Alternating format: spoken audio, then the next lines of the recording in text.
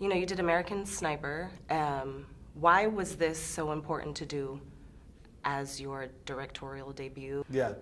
No, to me it felt a little bit like the spiritual sequel to Sniper. I got to know Chris real well, and I watched him. I met him 3 months after he got home, and I knew him for a while until his death. And it felt to me like he was just making it all the way home, and life was taken from him.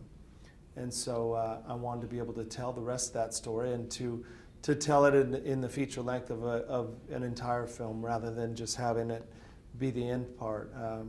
I don't think the story is told enough. I think we have a ton of war stories, and then, you know, the war is finished. We don't need to know anymore, guys. We don't want to know what happens when you come home. Right. But many of these guys, the war doesn't end for them. You know, these guys come home and it reverberates around in their head and their heart, and you know, it's a lacerating experience. And it's, you know, we met a Vietnam veteran last night who was with the 216 or Big Red One. He was with the Big Red One, and this guy's war is still going on. Right. You know, he's shaking our hand and he starts trembling, and he starts telling you how it still hangs on to him and how it grips him. And you know, that's the story we wanted to tell, something that was real and something that was hard-hitting and didn't pull any punches. And it's an important story for us to, as a society, to understand what these guys go through before we send them off to conflict, you know? Right, right. Because, I mean, you're seeing so much. I think that probably a lot of people are desensitized from all of the imagery that we see on a regular basis, that when we hear about, you know, things happening on the news, or when our families come back, you know, again, with my family member, there was not a lot of dialogue. It was just like, you made it back safely.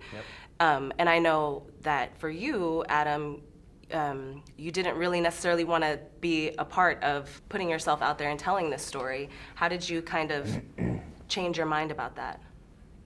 I guess, you know, when Jason came to me, you know, and was like, hey, we're going to make a movie about these books, I was like, oh, okay, so they'll adapt a script and they'll go make a movie and I'll watch it and, you know, that'll be it. But Jason immersed me in this life, and he brought me in, and Miles, and they were both just great at opening me up. Mm-hmm. And they came at it with such an understanding and warmth that they just made me feel comfortable from day one. And little by little, I just kept opening and opening and opening up more and more, and the results speak for itself. Yeah, yeah. And Miles, how was it working? I mean, I'm assuming this movie was so emotionally taxing. How did you personally tap into what he went through and bring it out on the screen? Well, I read, I think introductory-wise, I was reading a lot. I read the books, and I read some books on PTSD, and was kind of, you know, connecting myself to it, making it as personal as possible.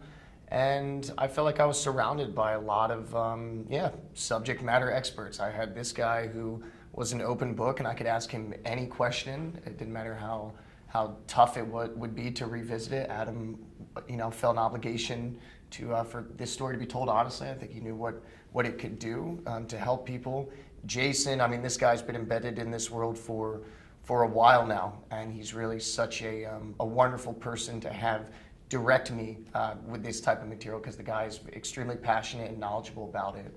And military advisors, and we just kind of built this really like safe space to just to try and get it right. I think that was the most important thing, and to represent these people honestly, that was the most important. And yeah. My last question, I just wanted to know from each of you, what do you hope that people will take away from this, or more community that you want to build around this? Yeah, I'll start that. We're all in this together. It's a human film. It just happens to be based on soldiers' experiences, but we all experience damaging, traumatic things in our lives. And I want people to start talking, and I want people to love each other, and I want that sense of community again that we have in the military, that there's no black and white. We're all green in the Army. Everybody's green.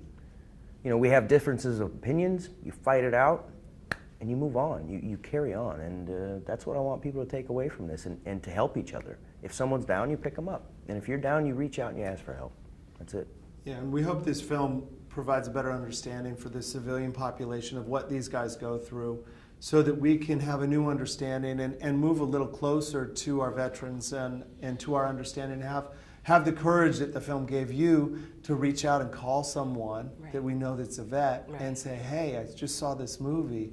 It got me thinking about you and like your experience. Tell me, can you tell me what else happened? Tell me about your friends over there that you lost. Tell me what you loved about it and what still hurts. Yeah.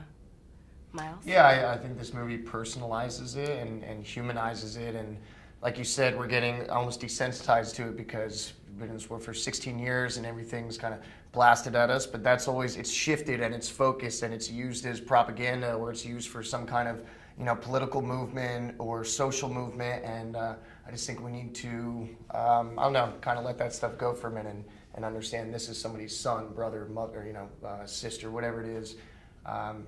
These are our people, man. We're all Americans in this thing, so I think this movie will help that, and I do think we could use some healing as a nation. Most definitely. Well, thank you, literally, for your service. Excellent film, and I can't wait till everybody sees it. Thank you. Thank you so much.